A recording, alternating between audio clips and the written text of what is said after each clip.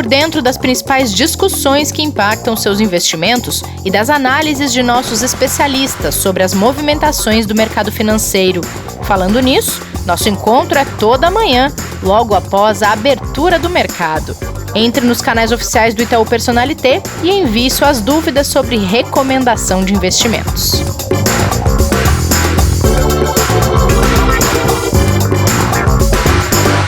Investidor em Foco no ar, nesta segunda-feira, dia 16 de novembro. Bem-vinda, bem-vindo ao episódio de hoje. A semana começa com maioria dos mercados animada por resultados que vêm de países asiáticos. E por aqui, passado o primeiro turno das eleições municipais, mercados de olho no resultado de alguns municípios que ficaram para o segundo turno e segue a preocupação com o aumento de casos de coronavírus em regiões que já apresentavam queda no número de contágio e também no número de mortes. Kleber, tudo bem por aí? Boa semana para você. Bom dia, Rê, tudo bem? Boa semana também para você, para todos os nossos ouvintes, nossas ouvintes, né? E uma semana que começa para os mercados mais calmas, né? Para as pessoas também mais tranquilas depois das eleições aqui também, né? Depois das americanas, aqui a gente passa pelo menos algumas cidades, né? Outras ainda tem segundo turno aí daqui 2 semanas de novo, né? É verdade.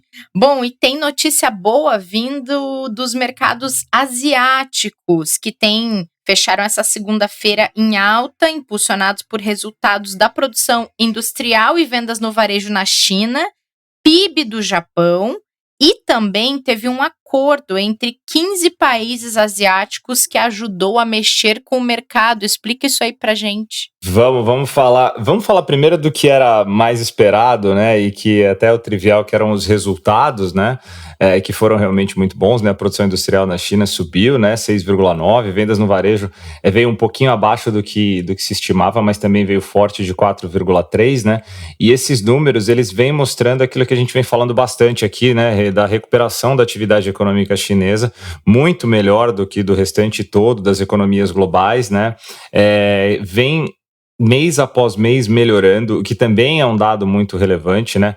O investimento em ativos fixos nos primeiros 10 meses do ano aumentou também, então a entrada que a gente vê de novos investimentos, a atividade numa melhora contínua e de volta também, quando a gente vê para vendas no varejo, né? As pessoas voltando a um nível de consumo muito melhor do que a gente tinha pré-pandemia, apesar da pandemia na China ter sido muito menor, né, do que comparado com os demais países, né?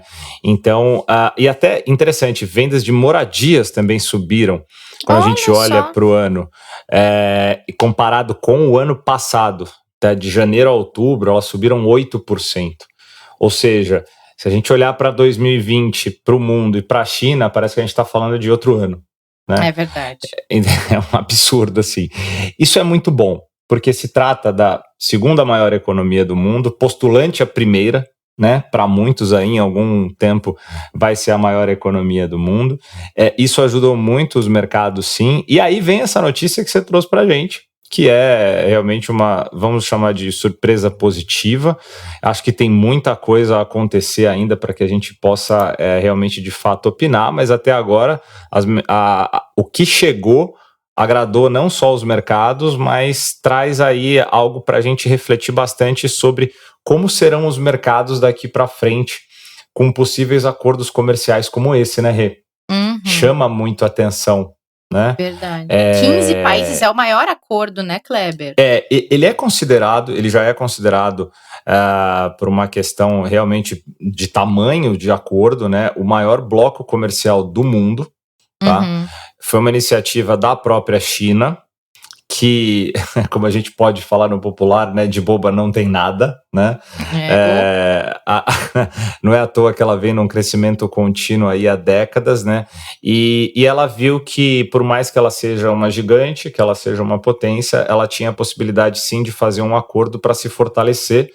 E ela fez isso com Japão, Coreia do Sul, Nova Zelândia, Austrália e mais 10 países do Sudeste Asiático, que inclui ali Indonésia, Vietnã, Tailândia e Singapura, né, que também é uma força econômica, uma potência econômica já há muitos anos, né. O acordo não inclui os Estados Unidos.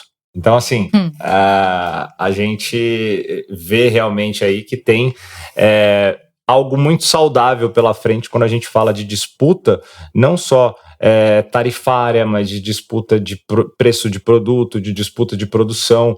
Para o consumo final e pensando no longo prazo, olhando para o lado positivo, pode ser muito benéfico para a maioria da economia global. Tá? Alguns, obviamente, podem ter perdas, outros podem ter ganhos, mas acho que, no geral, pensando nas pessoas, isso pode ser muito positivo. Tá? Claro, desde que tudo dentro sempre daquilo que é o que a gente espera que seja positivo para as pessoas, para as empresas, né?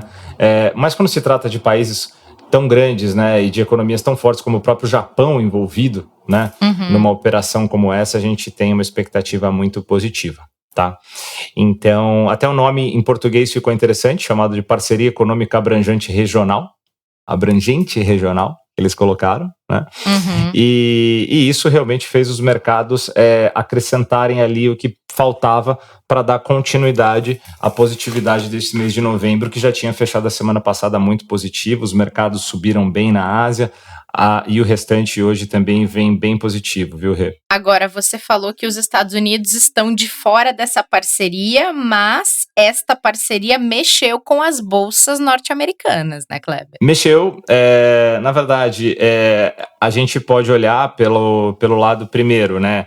Obviamente que um acordo como esse pode sim, se você tiver uma negociação positiva, se você tiver uma negociação forte com esse bloco, automaticamente uma melhoria da sua produção, uma melhoria das suas vendas, você pode ter mais acesso, claro, você pode perder um pouco do seu produto interno, mas você pode ganhar em outras pontas, em outras frentes. O mercado viu isso de forma positiva, então todos os índices futuros dos Estados Unidos abriram em alta, dando continuidade ao que já vinha na semana passada. E aí tem a gente pode chamar, né, que tem um alinhamento com o evento do futuro governo Biden, que é esperado, novas alianças, né, novos programas de diplomacia diferente e acordos com países, né, e com relações estrangeiras e exteriores melhores do que tinha o último governo, ou o atual, perdão, né, que ainda não acabou, né, e ainda tem um imbróglio ali, né, que por mais que todos coloquem ali como que tá tudo resolvido, ainda tem um imbróglio, né, para resolver, né? É verdade. Mas isso pode ser muito positivo, sim. Então, os Estados Unidos vê os principais índices subindo nessa manhã também. Boa. Isso acontece também nas bolsas europeias, apesar de, do outro lado da balança, ter aí novos lockdowns em alguns países, novas restrições, na tentativa de frear esta segunda onda que os países europeus enfrentam de coronavírus. Isso. Além das questões da própria pandemia, né, e dos lockdowns parciais que já acontecem, né, das dificuldades que a gente tem ali principalmente do controle de algumas regiões, o mercado olha principalmente para as falas da presidente do Banco Central Europeu, a Christine Lagarde, né, de alguns dirigentes do próprio Fed nos Estados Unidos, que em continuidade àquela reunião que a gente falou na semana passada, podem dar direcionamento ao longo da semana sobre possíveis novos estímulos para a economia, e para a Europa isso pode ser muito importante, principalmente para esse momento. Eles sabem da necessidade agora, ainda mais com esses novos lockdowns, com esses novos isolamentos e com o fechamento de alguns negócios, né, de alguns setores sofrendo mais uma vez esse impacto direto da pandemia, que vai ser muito importante, né, o suporte econômico dos bancos centrais e diretamente do Banco Central Europeu. A Europa, com uma China forte, sempre se beneficiou, isso é histórico.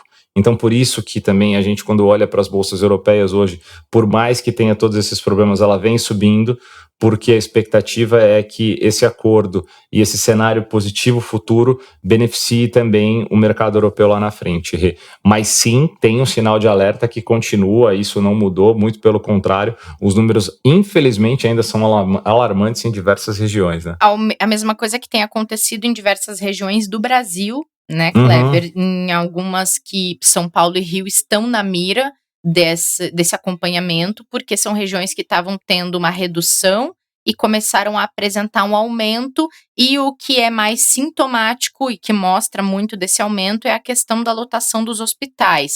Então, tem muito monitoramento considerando isso como um sinal de alerta. Tem hospitais que têm mostrado um aumento no número de internações, de casos, e a superlotação tem crescido, o que tinha reduzido há um tempo atrás. E no mercado brasileiro, atenção para isso, né? Assim como se tem no mundo inteiro com esse assunto. E agora uma expectativa a respeito do encerramento das eleições, já que a gente teve o primeiro turno que foi feito nesse fim de semana, e muitas das capitais das principais cidades do país, elas têm um segundo turno, e aí sim o mercado vai poder sinalizar alguma coisa, né, Kleber, quando tudo tiver encerrado e resolvido. Não, com certeza, né? A atenção, primeiramente falando do ponto da questão da pandemia, né? A gente viu, infelizmente, né, Rê, os números eles têm melhorado quando a gente olha tanto de casos quanto de vítimas, né? Os números oficiais da Agência Nacional de Saúde, mas quando a gente olha para a questão dos novos casos em algumas regiões, a gente vê até alguns hospitais de novo com leitos sendo super ocupados novamente, Sim. né? Chegando aos seus limites, né? E isso realmente volta a preocupar. A gente tinha essas expectativas, né, as perspectivas fiscais que vinham sendo faladas muito nas últimas semanas e que ficaram ali um pouquinho de lado nos últimos dias, principalmente por causa dessa expectativa do primeiro turno das eleições municipais, né? Passado isso, né, a gente viu um movimento ali que até como alguns analistas olham, né, como algo importante, as eleições municipais também, para fins de movimento, como eles chamam, de capital político, né, Rê?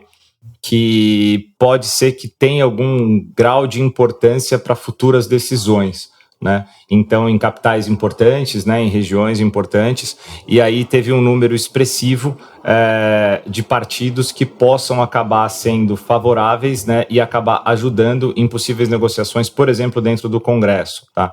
Mas isso ainda é muito subjetivo, a gente precisa realmente ter, principalmente como você disse, as decisões aí do segundo turno, o andamento disso, né?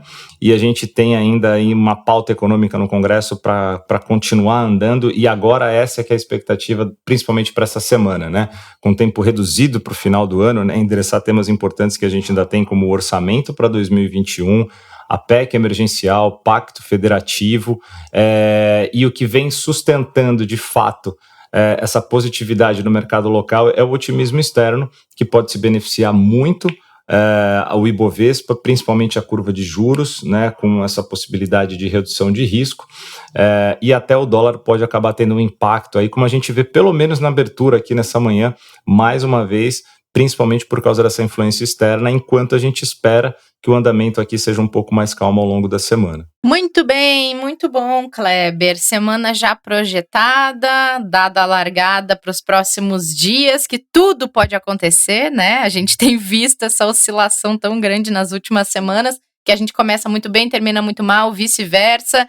Mas vamos lá, amanhã a gente tem aula com o professor Martim por aqui e a gente vai atualizando os principais pontos que impactam investimentos, que impactam o cenário econômico. Nos encontramos no próximo episódio. Valeu, Rê. Obrigadão. Amanhã estamos de volta com o professor. Boa semana a todos e um grande abraço. Para você também, e obrigada a todo mundo que nos acompanhou no episódio de hoje. Cuidem-se, sejam responsáveis aí na hora de sair de casa. A gente se encontra no próximo episódio aqui na sua plataforma preferida de podcast. Até lá! Fique por dentro das principais discussões que impactam seus investimentos e das análises de nossos especialistas sobre as movimentações do mercado financeiro. Falando nisso, nosso encontro é toda manhã, logo após a abertura do mercado. Entre nos canais oficiais do Itaú Personalité e envie suas dúvidas sobre recomendação de investimentos.